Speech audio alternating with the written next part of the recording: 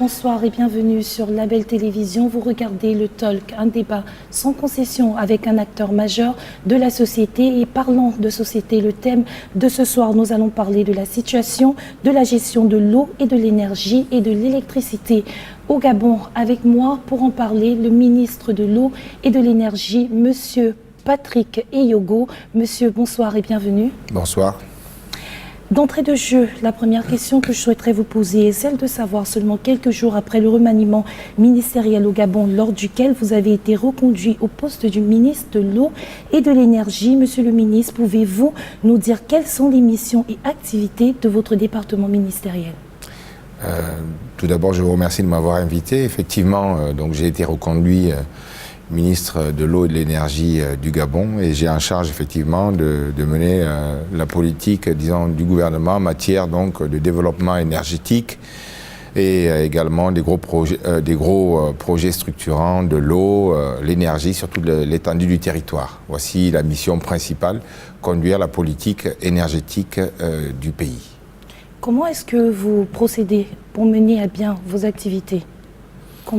Comment ça se passe? Quelles sont les dispositions que vous prenez pour faire en sorte que les Gabonais bénéficient pleinement de l'eau et de l'énergie sur l'ensemble du territoire? Nous avons un plan du développement sectoriel à 30 ans qui a été élaboré dans le cadre du plan stratégique Gabon émergent, également dans le plan de relance économique actuel.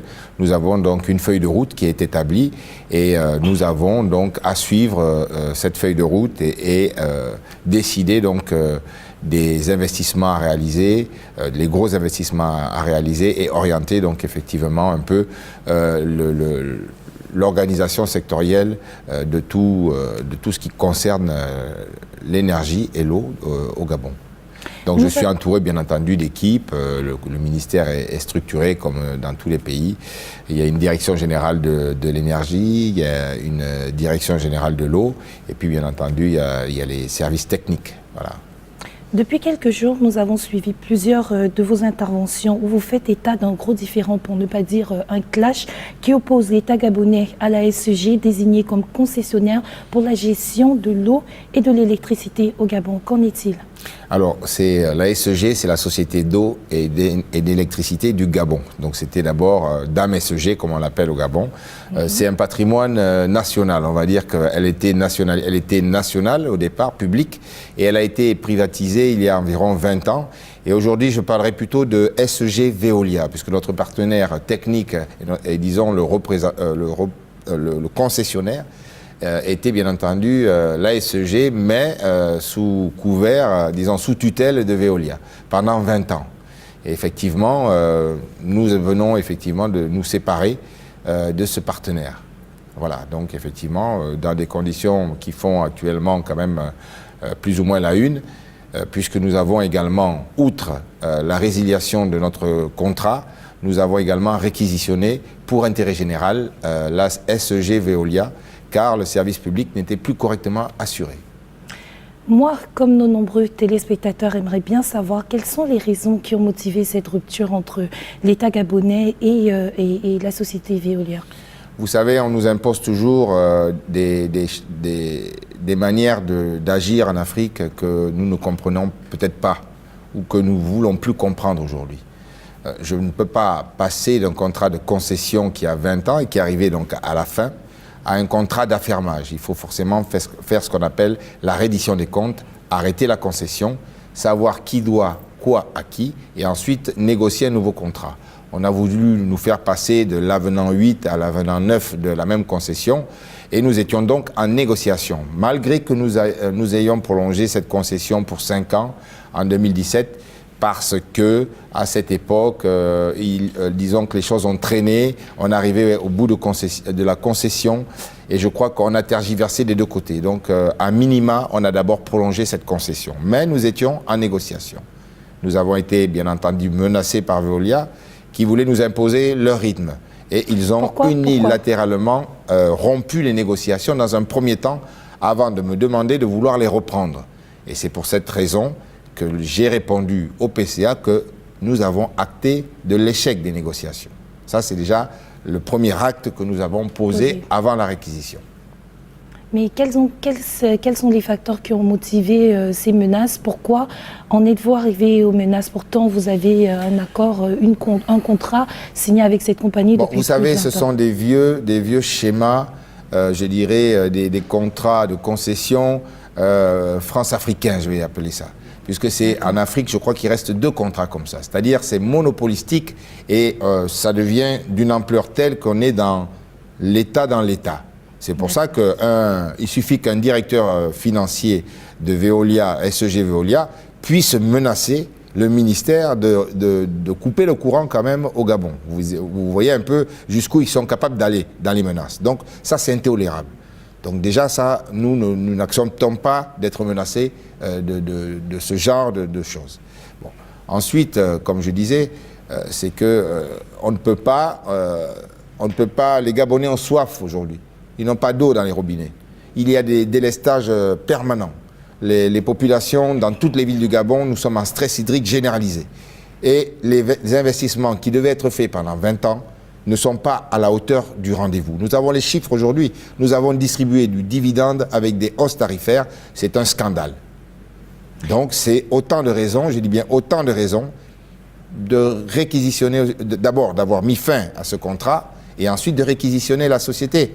J'ai entendu ce matin sur RFI les récriminations effectivement au niveau international du secrétaire général de Veolia qui s'offusque, etc.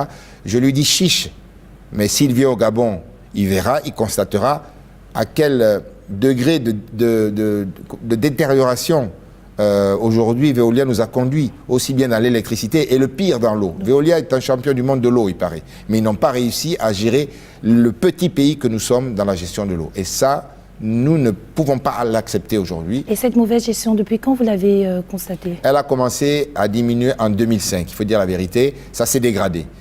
C'est vrai que les populations aujourd'hui rurales, il y a l'exode rural, les gens viennent aujourd'hui dans les capitales, donc la demande est importante. Mais en face, nous avons quand même négocié une concession qui avait prévu l'évolution démographique des gens, de la population en général. Mais à la limite, on a consenti des hausses tarifaires pour pouvoir suivre. Mais aujourd'hui, quand vous construisez une maison au Gabon, vous avez votre compteur qui va se retrouver à 100, 150 mètres, voire 1 kilomètre, avec les fuites après compteur. Donc, vraiment, Veolia nous dit aujourd'hui qu'ils ont fait 366 milliards d'investissements sur 20 ans. Je leur dis c'est faux. Ils ont fait de l'entretien, ils mélangent tout. Ils ont même inclus à l'intérieur les propres hausses tarifaires consenties par l'État. Et quand on met bout à bout tous les chiffres, vous savez, je suis expert comptable de formation, donc on ne peut pas nous raconter aussi des histoires. Quand on met les chiffres bout à bout, on se rend compte que les hausses tarifaires ont participé à payer le dividende. C'est les Gabonais qui ont payé le dividende aux actionnaires, c'est la vérité. Voilà.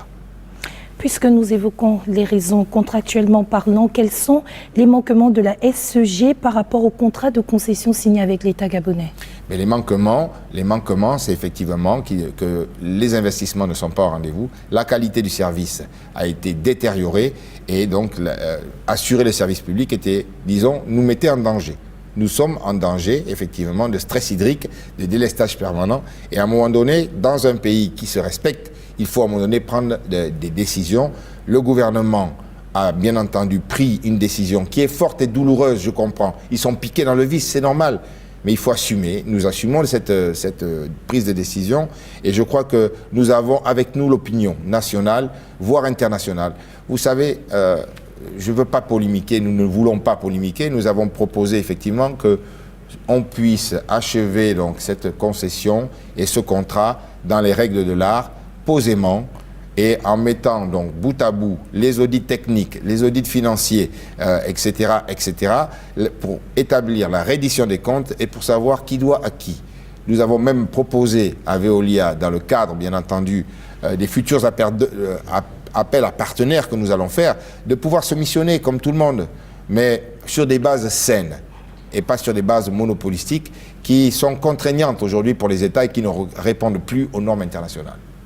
Mais en parlant justement de Veolia, pensez-vous que s'ils se remettent en course pour pouvoir obtenir ce marché sur le territoire gabonais, ce partenariat pourra être établi sur des bases gagnantes-gagnantes?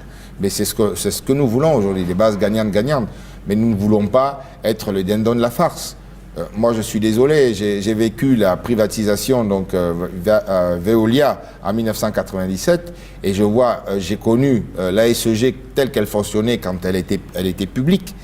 Je puis vous garantir que le service aujourd'hui est complètement dégradé, l'entretien n'a pas été réalisé et pire, c'est que nous investissons, nous, dans des centrales thermiques et aujourd'hui l'ASEG Veolia veut simplement que l'État donne les investissements pour les exploiter, mais sans payer même de redevances.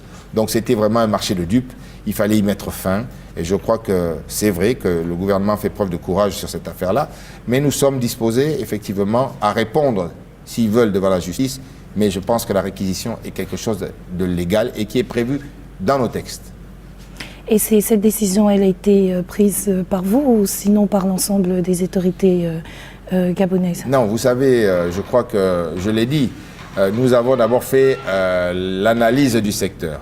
Nous avons vérifié, disons, pourquoi le secteur gabonais de l'énergie était bloqué. Il était bloqué.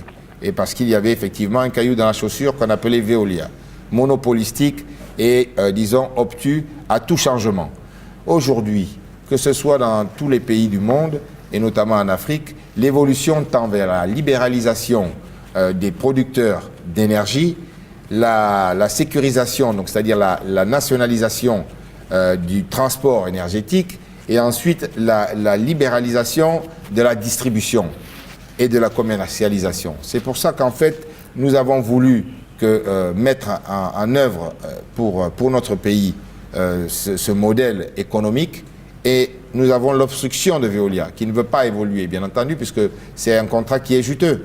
Donc, vous savez, gagner de l'argent sans faire de travaux, c'est très facile. Et surtout que les Gabonais payent d'avance. Nous avons EDAN aujourd'hui, donc le chiffre d'affaires, il est garanti. Vous payez vos consommations avant d'être livrés. Donc, je crois qu'aujourd'hui, si Veolia s'acharne contre le Gabon en nous traitant de tous les noms d'oiseaux, je pense qu'ils y trouvaient leur compte. Sauf que la population gabonaise n'y trouvait pas leur compte. Et nous estimons qu'aujourd'hui, les contrats léonins, les contrats gagnant-perdant pour l'Afrique, c'est terminé. Donc nous avons à faire valoir nos droits et nous avons pris les dispositions qu'il fallait. Monsieur le ministre, les coupures récentes d'eau et d'électricité découlent-elles autant pour moi des manquements de la SEG? Bien entendu, puisque effectivement, les investissements ne sont pas au rendez-vous. Nous avons un déficit également énergétique majeur dans notre pays, qui est masqué par l'allocation de groupes Agreco, donc d'une société qui vient en appoint du déficit énergétique que nous avons. Ça veut dire que les vieilles centrales que nous avons à Libreville, Port-Gentil, Franceville n'ont pas été entretenues. Pire, certaines ont été cassées, purement et simplement. Nous avons des centrales hydroélectriques dont les turbines ont été quasiment saccagées par Veolia. Aujourd'hui, nous allons faire le point de ce qui doit quoi. Et puis nous allons confronter tout ça dans les règles de l'art, parce que nous ne pouvons pas tolérer de nous faire détruire donc notre outil d'exploitation qui appartient malgré tout au Gabon et simplement laisser faire. Donc c'est pour ça, c'est vraiment le but de cette réquisition est pour remettre, comme on dit, de l'ordre dans la distribution de l'eau et de l'énergie dans notre pays. Sécuriser le service public. Monsieur le ministre, puisque vous avez parlé des populations qui sont les premiers bénéficiaires de la bonne gestion de ce service, c'est-à-dire de l'eau et de l'électricité au Gabon, je vous propose qu'on découvre en même temps que nos téléspectateurs un extrait d'un vox pop qui a été mené dans les rues de Libreville, à savoir, et surtout pour demander aux populations gabonaises qu'est-ce qu'elles pensent de la rupture de contrat avec la société française Veolia au Gabon. Ensuite, nous reviendrons sur ce plateau pour la suite de cette émission. À tout de suite. Mais le mal, c'est quoi? Le Gabon, ce n'est pas la première fois qu'il vit une situation pareille. On a vu avec le groupe Bolloré. Alors, la fin de compte, c'est que le Gabon a eu tort face au groupe Bolloré. Et le Gabon a dédommagé le groupe Bolloré. Mais il sera très triste de voir encore le Gabon dans la même situation avec le groupe Veolia. Alors, comme le Gabon utilise souvent le passage en force, nous qui inquiétons, je suis gabonais, je suis inquiet que le Gabon puisse encore avoir tort. Et pourtant, nous vivons de la réalité. Donc, si le Gabon gagne le procès, parce que ce qui est sûr, c'est que le groupe Veolia va porter plainte. Alors tout ce que les Gabonais veulent, c'est d'être dans de bonnes conditions, c'est d'avoir le courant. On n'avait pas besoin de les couper, on devait au plus tôt faire une concurrence, amener notre société, notre entreprise, pour vouloir faire la concurrence, pour que les uns et les autres puissent se battre pour faire la concurrence en tant que telle. Mais les enlever, bon, moi je trouve que qu'est-ce qui prouve que ceux qui vont venir vont faire le travail en tant que tel. Alors que s'il y a une concurrence, ça pousse normalement, comment dirais-je, les deux entreprises, comme ici nous avons, je peux illustrer un exemple, par exemple Zen, Libertis, Move, par exemple, vous voyez, il y a une concurrence. Donc tout le monde est obligé de se battre. Normalement, c'est la compétition. Moi, d'après moi, en principe, c'est que moi je m'aimerais, bon maintenant, comme ils ont eu à, c'est pas, à suspendre le contrat. Bon, il y a quand même qui savent. Je crois que c'est une initiative très bonne par rapport à la situation qui prévaut en ce moment. Dans tout le Gabon, j'ose dire, dans tout le Gabon, nous avons des problèmes d'eau. Quartier résidentiel comme bas quartier, problème d'eau, d'électricité. Moi je trouve que Veolia n'a pas eu de concurrent. Aujourd'hui, si Veolia, le contrat n'a pas été respecté pendant 2 décennies, on dit, ça n'a pas été respecté, c'est nettement mieux qu'ils plient bagage, qu'ils repartent et on trouve, on trouve quelqu'un d'autre. Du moment où l'État a contribué de beaucoup dans ça. Et Veolia n'a pas respecté le contrat. 2 décennies, ça fait 20 ans. Je dis que c'est mieux qu'il y ait un changement. Bon, pour moi, personnellement, je pense que c'est qu'une bonne chose. Quand je dis une bonne chose, c'est tout simplement parce qu'il y a peut-être eu des mécontentements par rapport à l'État, par rapport aux services rendus par Veolia, SCG, bien sûr, j'en parle autant pour moi parce que nous avons remarqué qu'ici à Libreville, on voit quelques dysfonctionnements. Et c'est un peu d'imaginer ceux qui sont dans tout le territoire gabonais parce que la SCG ne se limite pas seulement ici à Libreville.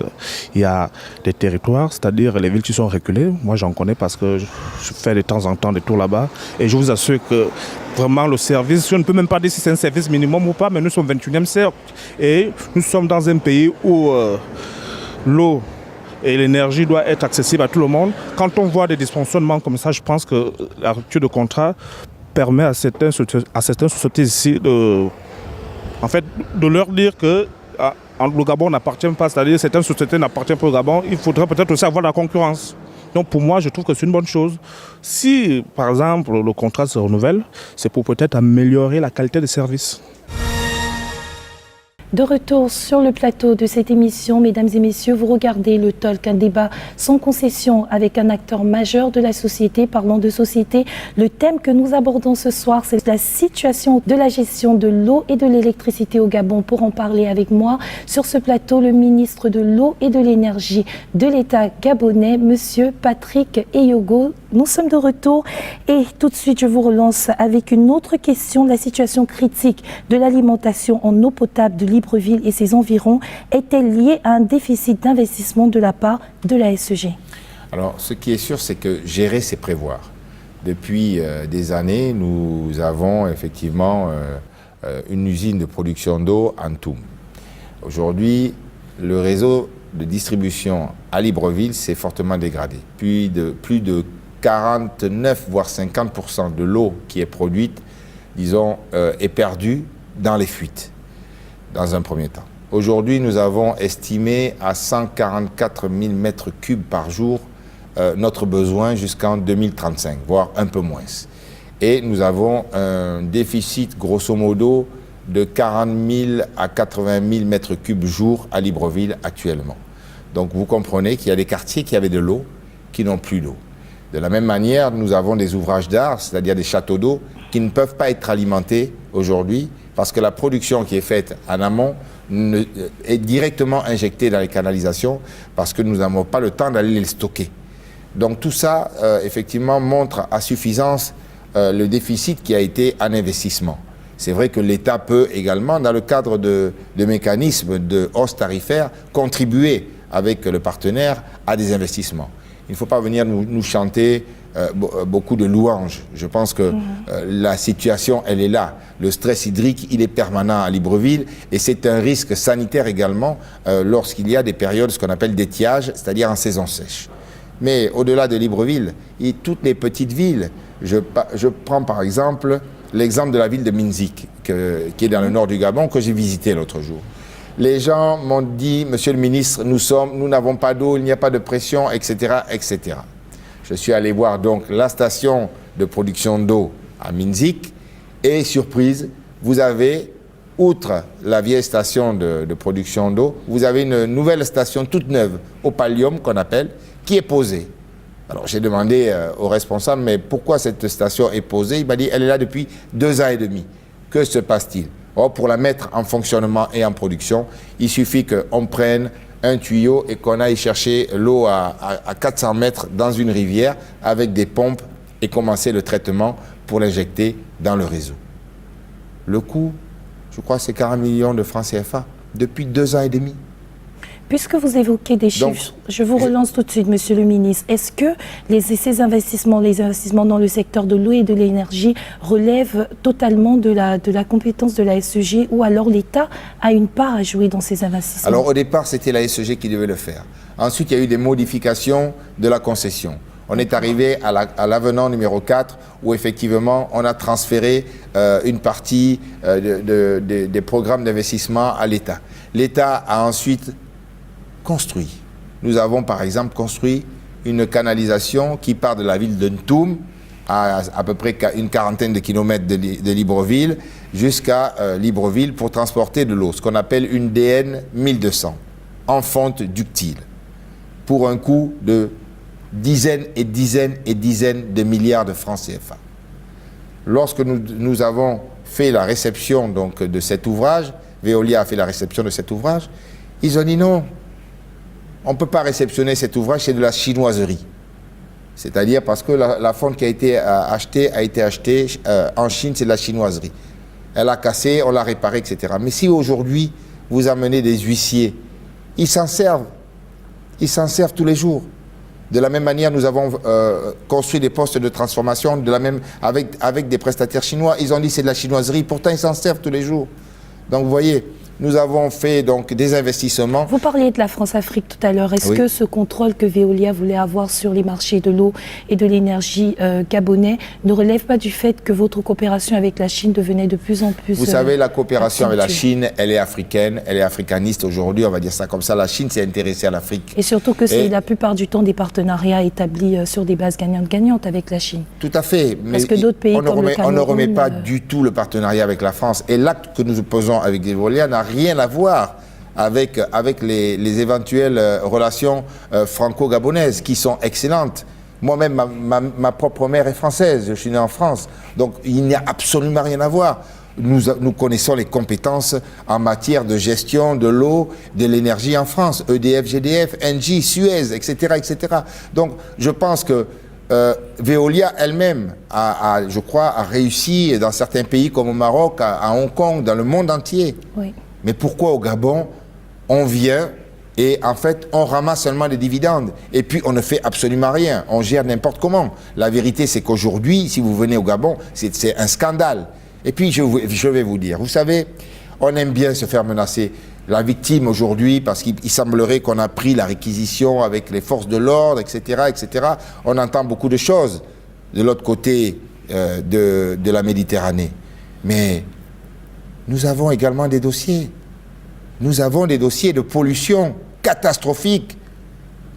Donc, pour l'instant, comme on dit, nous voulons rester zen.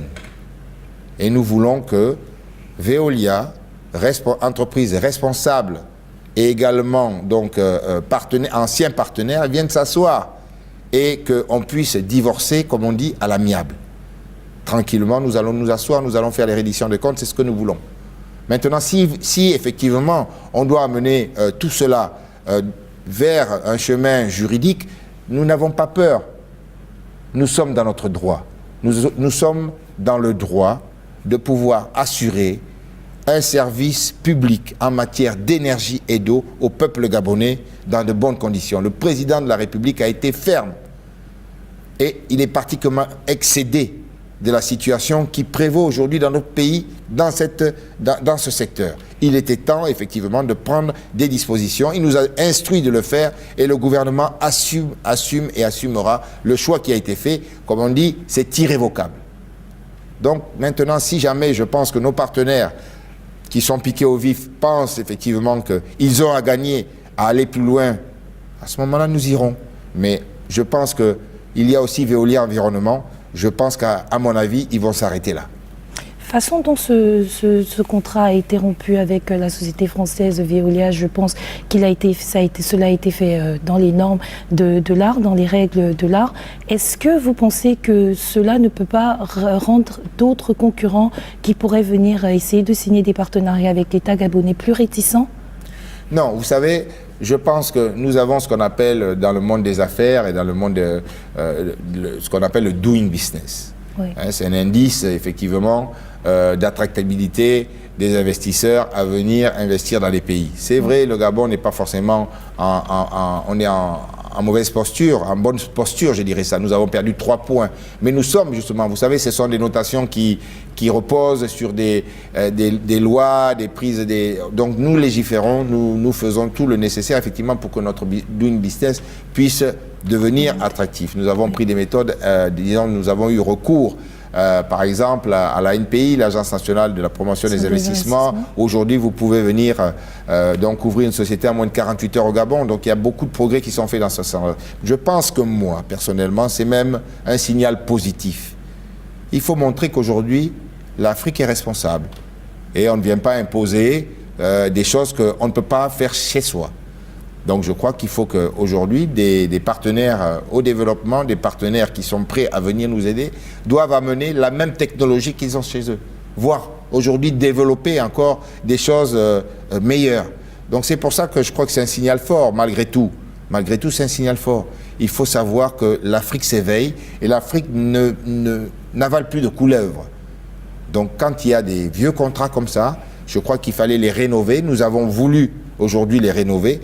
Dans les négociations, nous avons voulu amener effectivement de l'innovation et nous sommes tombés sur des réfractaires, sur des conservateurs. Je prends l'exemple, quand on vous dit par exemple qu'il faut forcément aller au CIRDI pour régler nos problèmes industriels et commerciaux avec, dans un contrat qui se fait donc, dans l'espace OHADA, je suis désolé, la Cour internationale de justice d'Abidjan fait l'affaire. Pourquoi faut-il aller à la juridiction européenne pour régler nos problèmes? Enfin, traitons d'égal à égal, et puis je crois que les choses vont s'améliorer, bien entendu. Surtout que nous pensons que jamais les Occidentaux ne viendraient régler leurs problèmes dans des tribunaux africains. Je vous relance avec une autre question, Monsieur le Ministre. Plusieurs usagers, comme nous avons pu l'entendre dans l'élément précédent, se plaignent de faits assez récurrents. Absence d'une remise effective des factures, dégradation de matériel du fait de l'instabilité du courant distribué, coupure intempestive d'eau et d'électricité, etc. À qui la faute? Mais c'est toujours, comme on dit, la même rengaine et la même chanson, je crois, le même refrain, je dirais. C'est la faute à Veolia, comme ça. Parce que quand il y a des coupures, effectivement, tout le temps les délestages. Vous remettez votre télé, elle se coupe, vous rallumez, ça se coupe, et à un moment donné, bien entendu, ça dégrade. De la même manière, ce matin, il y avait effectivement quelqu'un qui se plaignait d'avoir eu un délestage et d'avoir perdu dans le cadre d'une boulangerie tout le pétrin, etc. Donc il a perdu. Donc bien entendu, il y a des récriminations. Il y a l'agence de régulation du secteur de l'eau et de l'électricité, donc un organe qui contrôle un peu le secteur au Gabon et pour lequel les clients peuvent aller se plaindre. Et à ce moment-là, effectivement, quand la plainte est enregistrée, elle aide même les clients à ester contre la SEG. Mais justement, Monsieur le Ministre, dans le cadre de ce genre de dommages, bien de gros dommages, qui est chargé de rembourser les victimes, si on peut les appeler? Normalement, c'est l'opérateur, c'est-à-dire c'est la SEG à l'époque, la SEG Veolia qui prend en charge les remboursements, qui sont assurés pour. Donc il y a des cabinets d'assurance qui sont également donc, partenaires dans ce cadre de ces conflits récurrents, je dirais. Et donc vous vous plaignez, vous montez un dossier, des experts viennent évaluer les dégâts et ensuite, bien entendu, vous pouvez être remboursé. Je crois que c'est à ce niveau, vous savez, normalement, Quand vous êtes en Europe, ce sont des choses exceptionnelles. Je crois qu'effectivement, chez Veolia, c'était cyclique. Je pense qu'il doit y avoir, c'était vraiment tellement récurrent. Et effectivement, je puis vous garantir que j'étais avec le chef de l'État et même à son niveau, humblement, il me disait qu'il est agacé parce qu'il reçoit des récriminations tous les jours pour des pertes de vivrières dans les frigos, les congélateurs. Ça arrive même jusqu'à lui. Il a dit non, ce n'est pas possible. Ce n'est pas possible de pouvoir subir cela. Je suppose que vous avez entretenu plusieurs relations avec des hauts cadres de l'administration de Veolia ici au Gabon. Est-ce qu'ils vous ont donné des raisons pour ces manquements, du moins pour ceux constatables aujourd'hui? Oui. Le seul manquement, c'est que l'État ne paye pas ses factures. L'État ne paye pas ses factures. Monsieur le ministre, vous nous devez de l'argent, l'État ne paye pas ses factures, nous ne pouvons rien. Et donc, ils se vengent sur les populations. Exactement, puisqu'en fait, ils bloquaient le secteur. C'est-à-dire, nous avons, par exemple, la Société de patrimoine. La Société de patrimoine est une société étatique dans laquelle nous avons transféré l'ensemble des investissements que nous avons faits. Par exemple, nous avons des centrales thermiques qui sont effectivement exploitées par la Société de patrimoine, qui vend, donc qui achète du carburant ou du gaz pour faire fonctionner ces centrales et qui vend l'énergie à la SEG. La SEG consomme cette énergie, la revend en bout de chaîne dans ses compteurs aux populations gabonaises, mais ne paye pas le producteur. Parce que, comme c'est une société publique, on vous dit, vous nous devez sur vos consommations, donc on ne paye pas. Donc on bloque tout le secteur. C'est l'État dans l'État. On ne paye pas nos impôts, on ne paye pas la douane, on ne paye pas ci, on ne paye pas là. Et en fait, on est au milieu, mais on s'engraisse. Donc, c'était un peu, disons, le style de relation que nous avions aujourd'hui. Donc, je pense qu'à un moment donné, il faut penser que même quand vous êtes en expatriation, vous n'êtes pas le roi. Il y a un État. La force reste à la loi. Et donc, nous avons effectivement coupé donc, cette relation qui devenait, comme on dit, plus qu'incestueuse. Surtout quand nous sommes dans un état de droit comme le Gabon, mais à ce jour, quelles sont les dispositions prises par le gouvernement pour se substituer à l'équipe sortante, Monsieur le ministre? Nous avons bien entendu, par arrêté, donc nommé une administration intérimaire qui sera bien entendu confirmée par décret présidentiel lors, je suppose, du prochain Conseil des ministres. Et donc nous avons pris des cadres compétents. Les gens qui d'abord ont exercé pour la plupart à la SEG pendant des dizaines d'années. Je crois qu'il y avait également l'assentiment des collègues, tant leur compétence n'a jamais été remise en cause, et qui sont motivés par cet honneur qu'on leur fait aussi, de jouer le rôle et surtout par cette envie de changer les choses, je pense. Tout à fait. Bon, vous savez, il y a du patriotisme aussi dedans, il faut voir ça comme ça. Et puis la réquisition, vous savez, ce n'est pas un vol d'entreprise. Parce que si vous écoutez ce qu'on dit, non, ce n'est pas un vol d'entreprise. C'est une réquisition pour une période de 12 mois. Uniquement 12 mois. Pendant ces 12 mois, nous voulons mettre ces 12 mois à profit pour modéliser donc la SEG comme nous, État, nous voulons aujourd'hui que le secteur soit organisé, et d'autre part pour améliorer les conditions de desserte et de services publics dans la matière. Voilà un peu les réalités. Donc je pense que l'équipe que nous avons choisie est une équipe, je crois, qui a toutes les compétences pour réussir. Le choix de cette équipe a-t-elle été fait en concertation avec les partenaires sociaux, c'est-à-dire les syndicalistes, les associations et autres dans ce domaine? Non. Ce qui s'est passé, c'est que la réquisition, vous savez, on arrive masqué. Donc c'est vrai que quand on a réquisitionné avec un huissier de justice accompagné des forces de l'ordre, comme ça se fait dans tous les pays, pour protéger le management sortant, puisque je puis quand même vous dire que l'ambiance à l'intérieur de la SEG était particulièrement délétère. Si l'huissier de justice donc, était venu simplement notifier la réquisition en permettant donc au directeur général de sortir et que les employés frustrés depuis des années commencent le caillassage, je pense qu'à ce moment-là, on serait dans une autre dimension. Mais néanmoins, avez-vous le soutien des syndicalistes? Mais bien sûr. Vous savez, c'est normal. Il y a deux grands syndicats. Il y a le Synté-Plus et le CIPEG. Le Synté-Plus a réagi rapidement. C'est vrai qu'ils ont appris devant, comme tout le monde, la réquisition de leur société. Mais j'avais reçu même un courrier bien avant qui nous donnaient même des pistes en nous demandant même est-ce que c'est pas possible de rompre ce contrat. Et puis il y a un autre syndicat qui était peut-être qui a été un peu plus surpris, je dirais ça, qui a été un peu plus incisif dès le lendemain en posant des conditions, d'étonnement. Ils étaient un peu, disons, agacés pour dire que oui, l'État est allé peut-être un peu trop vite, etc., etc. Je les ai reçus hier et ça s'est bien passé. Nous avons même établi un compte-rendu de réunion. Toutes leurs revendications ou leurs inquiétudes listées lors de la réunion ont été acceptées, puisqu'il n'y a rien d'exceptionnel. Garantir l'emploi, aucun licenciement, c'est ce que j'ai dit, aucun licenciement sec, comme on appelle dans le jargon. Également le maintien du niveau des rémunérations, le maintien de certains avantages qu'ils ont. Pourquoi nous allons changer quoi que ce soit?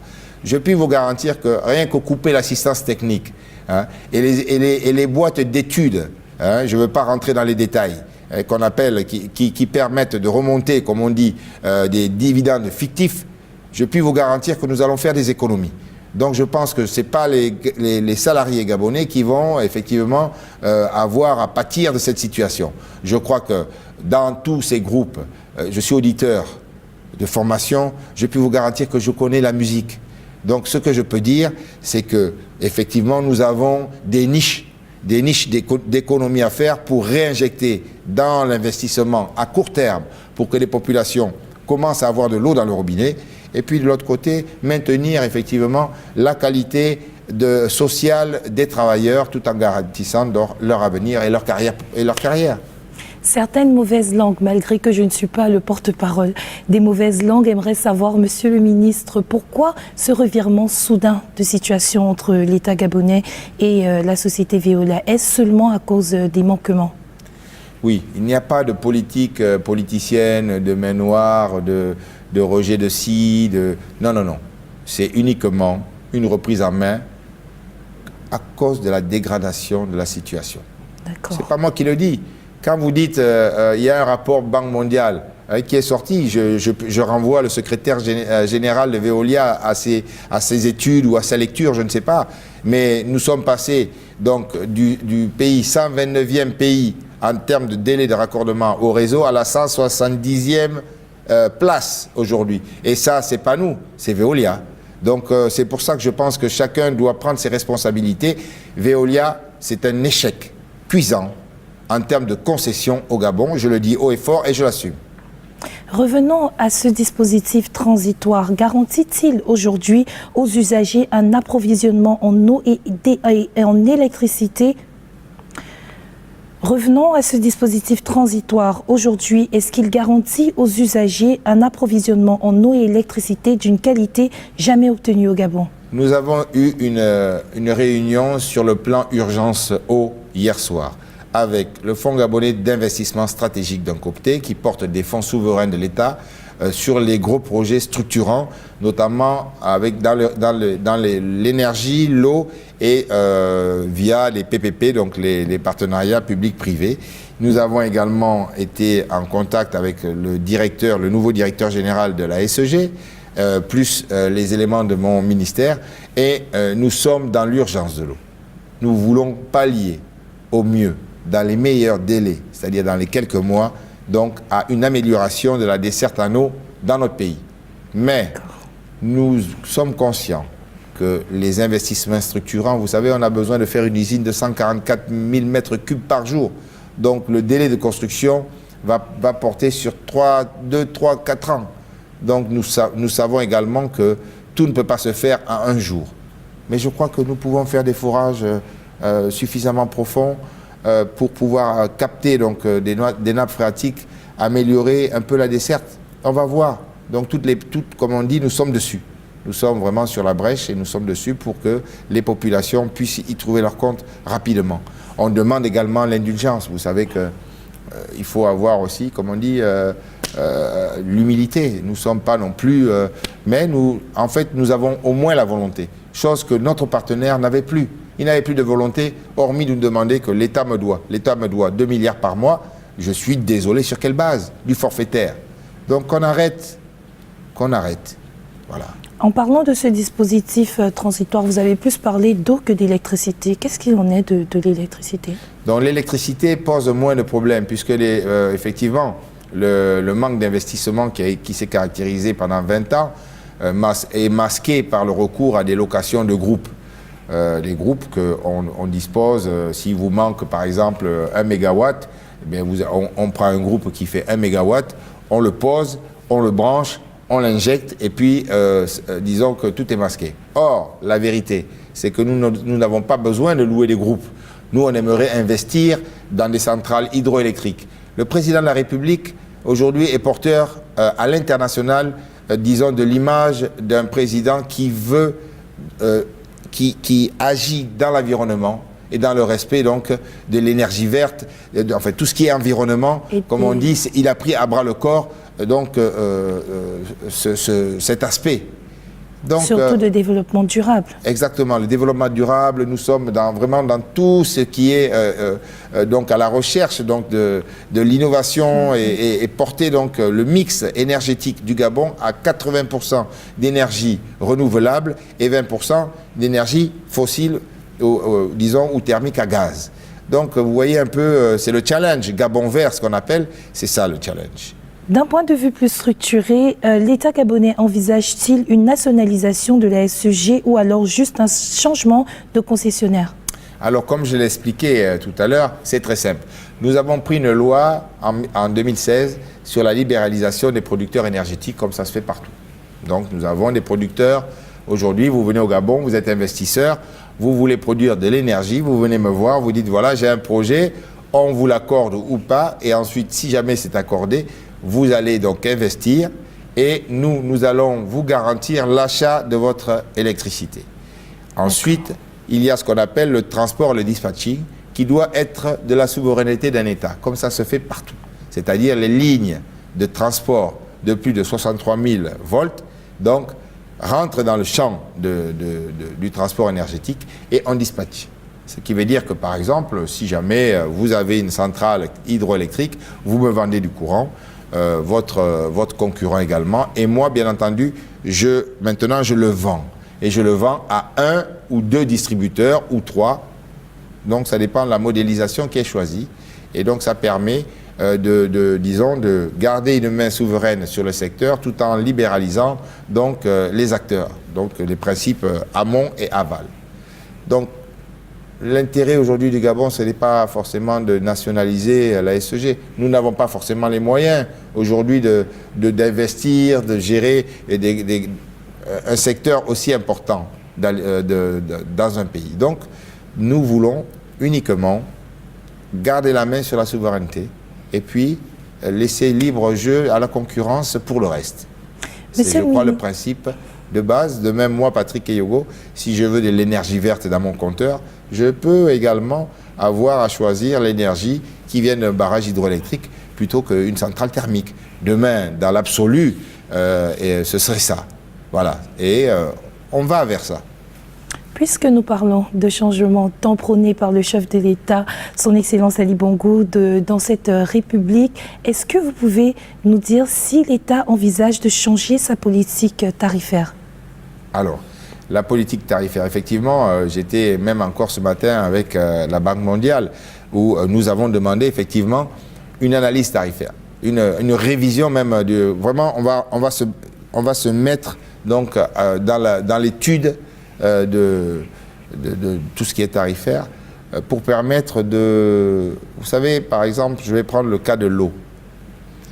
L'eau aujourd'hui, si nous faisons un partenariat public-privé, ça coûte cher. Donc on a besoin de savoir, au sortir de là, combien facturer l'eau. L'eau au Gabon aujourd'hui ne coûte rien. Mais demain, si tout le monde doit avoir de l'eau, il faudra qu'on comprenne à un moment donné que l'eau est une denrée rare. Et elle a son coût et son prix. Alors, les grilles tarifaires, donc tout ça, ça se calcule. Il peut y avoir, par exemple, je ne sais pas, sur les 10 premiers mètres cubes que vous consommez, un certain tarif, et puis ensuite qui est progressif en fonction des consommations. Mais il faudra forcément qu'on s'ajuste à la réalité de la chose, puisque aujourd'hui, si on gaspille de l'eau, si effectivement il y a des fuites partout, c'est que l'eau n'est pas chère. Donc je crois qu'aujourd'hui, il y a des gens au Gabon qui, avec les conséquences de la pénurie et du stress hydrique, payent énormément d'eau, l'eau chère, puisqu'il y a des revendeurs d'eau aujourd'hui qui se sont lancés dans ce nouveau business. Donc on vous vend 1 mètre cube, par exemple, à 40 000 francs CFA. Donc vous comprenez que quand vous en avez 10, ça fait 400 000 francs par mois. Il y en a qui payent ça. Donc demain, si vous dites à cette personne qu'écoutez, le prix du litre, le prix de 1000 litres, donc 1 mètre cube, c'est 500 francs, je suis sûr qu'ils vont accepter. Ils vont accepter parce qu'effectivement, entre payer 400 000 et payer 3-4 fois moins cher, je crois que ce sera bien entendu, c'est une évidence. Mais Monsieur le ministre, est-ce qu'à ce jour, les réserves d'eau du Gabon permettent à ce qu'ils pensent, au moins d'eau, du moins que vous envisagez de gérer les ressources d'eau et d'électricité, ou du moins d'énergie? Vous savez, j'ai fait des forums, j'ai beaucoup voyagé depuis que je suis en charge de ce ministère qui appelle à effectivement de nombreuses missions à l'extérieur pour voir ce qui s'y passe, les innovations, etc., etc. Et puis j'ai eu à dire plusieurs fois, c'est qu'au Gabon, vous savez, il y a une hygrométrie de 4000 mm par an. Il y a de l'eau partout, sauf dans le robinet. Donc il y a un problème. Donc c'est pour ça que nous avons de l'eau. Alors le problème de Libreville, c'est que l'eau se trouve un peu loin. Donc elle se trouve à une quarantaine de kilomètres. Et là où nous pompons aussi l'eau, avec le changement climatique, la rivière ne donne plus ce qu'elle donnait avant. Donc nous sommes bien entendu sur des études de l'eau de surface, parce que nous pompons l'eau de surface, c'est plus facile que l'eau souterraine. Mais il n'en demeure pas moins que nous sommes sur des études de nappes phréatiques importantes pour pouvoir songer également à faire des forages vraiment très profonds pour essayer de pallier au mieux, dans un premier temps, le stress hydrique que nous connaissons à Libreville. Et pour l'électricité, Monsieur le ministre, quel est le mix énergétique pour lequel l'État opte aujourd'hui? Alors, dans le plan de développement sectoriel en matière énergétique, le désir du chef de l'État, tel qu'il l'a annoncé notamment même aux Nations Unies, oui, c'est que le mix énergétique au Gabon soit de l'ordre de 80% d'énergie renouvelable, oui, 20% d'énergie fossile ou thermique, disons que moins propre, on va dire ça. Le mix est obligatoire pour une raison très simple, c'est que effectivement vous avez les énergies renouvelables d'un côté et puis les autres types d'énergie qui viennent stabiliser le réseau pour que le réseau soit stable, qu'il n'y ait pas de hausse de tension. Donc il faut quand même, on ajuste toujours avec des centrales thermiques qui permettent quand même de réguler. Donc c'est vraiment la volonté du Gabon, c'est celle-là. Donc nous avons un potentiel hydroélectrique énorme. Nous avons récemment signé un MOU sur les chutes de Fédeux dans le Haut-Lintem.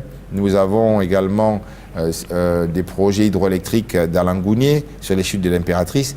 Nous avons un potentiel de 600 MW sur les chutes de Tsengue-Ledidi. Donc bien entendu, bout à bout, nous allons donc pouvoir arriver à ce mix énergétique. Le seul problème et la difficulté que nous avons aujourd'hui, c'est l'interconnexion des RIC, c'est-à-dire les provinces ne sont pas interconnectées par une dorsale et des lignes associées à chaque projet. Donc c'est très coûteux et nous sommes sur ce projet également pour permettre dans l'absolu et dans un avenir, je l'espère, assez proche, pouvoir arriver à mettre de l'énergie de Port-Gentil jusqu'à Franceville en cas de déficit, etc. Donc, en fait, gérer l'énergie comme ça se fait dans tous les pays du monde. Monsieur le ministre, est-ce qu'à ce jour, l'État envisage-t-il de solliciter l'expertise africaine, parlant notamment d'une coopération sud-sud, pour les questions d'énergie et d'eau? Bon, vous savez, on a déjà commencé. Je crois que les relations que nous avons entre le Maroc et le Gabon, sur certains plans, bien entendu, fonctionnent. Je crois que nous sommes ouverts, bien entendu, à l'expertise des pays qui ont une certaine avance dans certains domaines. Vous savez, nous sommes ouverts. Oui. Et dans des partenariats gagnant-gagnant, où effectivement nous pouvons partager nos expériences, nous pouvons également acquérir en retour l'expertise et le savoir-faire. Donc je crois que, vous savez, quand on dit les portes sont ouvertes, ça veut dire que nous n'avons aucun a priori, bien entendu. Et nous sommes mariés, on va dire, avec personne. Donc nous sommes, vous voyez, par exemple, nous avons des partenaires comme Olam qui sont aujourd'hui, je crois, le premier employeur du Gabon, hormis le secteur public. Donc ce n'est pas un secret. Donc je crois qu'ils sont également dans l'énergie, dans le développement des lignes. Donc moi je pense que bien entendu tous les pays qui apportent leur volonté de travailler avec nous, nous sommes bien entendu ouverts à leur venue au Gabon, dans des conditions bien entendu, des conditions tout à fait sécurisées en termes d'investissement et également dans bien entendu la facilitation de leurs affaires bien sûr. Monsieur le ministre, avant la fin de cette émission, j'aimerais vous demander, déjà, vous savez, ce n'est pas un secret que certains usagers sont en panique, certains ne savent pas ce que l'avenir leur réserve. Quel est le message que vous, en tant que ministre de l'énergie et de l'eau au Gabon, vous souhaiterez passer aux nombreux usagers et non seulement à tous les Gabonais qui nous regardent actuellement? Ce que je pourrais dire aux Gabonais aujourd'hui qui nous écoutent et toute la population dans leur ensemble, c'est que ça ne peut pas être pire, ça ne pourra pas être pire. Je crois qu'aujourd'hui, nous n'avons pas les mêmes intérêts dans la gestion de la chose publique quand nous avons réquisitionné, puisque c'est l'État qui réquisitionne pour un problème d'intérêt général. Ce qui veut dire que nous voulons prioriser l'intérêt général vis-à-vis de l'intérêt financier. Donc c'est pour ça que je pense qu'aujourd'hui, le peuple gabonais et les résidents ici ne peuvent que se réjouir effectivement que nous allons regarder dans le même sens, apporter un mieux-être. Comme le président Ali Bongo actuellement a mis son septennat pour l'amélioration des conditions de vie des populations. Donc effectivement nous allons rouler dans ce sens-là. Et nous espérons que d'ici 2, 3, 4 mois, il y ait une amélioration dans, disons, la distribution d'eau surtout. Alors, je pense qu'il faut rassurer tout le monde. On a entendu que les unités EDA ne se font plus, c'est bloqué depuis Paris. Tout ça, je balaye ça d'un revers de la main. Tout fonctionne normalement. Je crois que l'intérêt également de Veolia, c'est de ne pas avoir son nom encore inscrit dans une opération qui permettrait aux Gabonais de ne pas pouvoir acheter leurs unités. Donc je crois que c'est malgré tout un groupe responsable et je crois que leur intérêt effectivement c'est que notre divorce puisse se passer dans les règles de l'art. Nous vous remercions, Monsieur le ministre, d'avoir accepté cette invitation sur le plateau du Talk. Ce fut un plaisir et je reviendrai bien volontiers. Mesdames et messieurs, nous nous retrouvons donc dans quelques semaines pour un autre numéro avec un autre invité qui impacte la société d'une manière ou d'une autre. Vous regardiez le Talk, un débat sans concession avec un invité de marque. Eh bien, il s'agissait du ministre de l'eau et de l'énergie au Gabon, Monsieur Patrick Eyogo. Nous vous remercions d'avoir suivi. Agréable suite des programmes sur la Belle Télévision. Au revoir.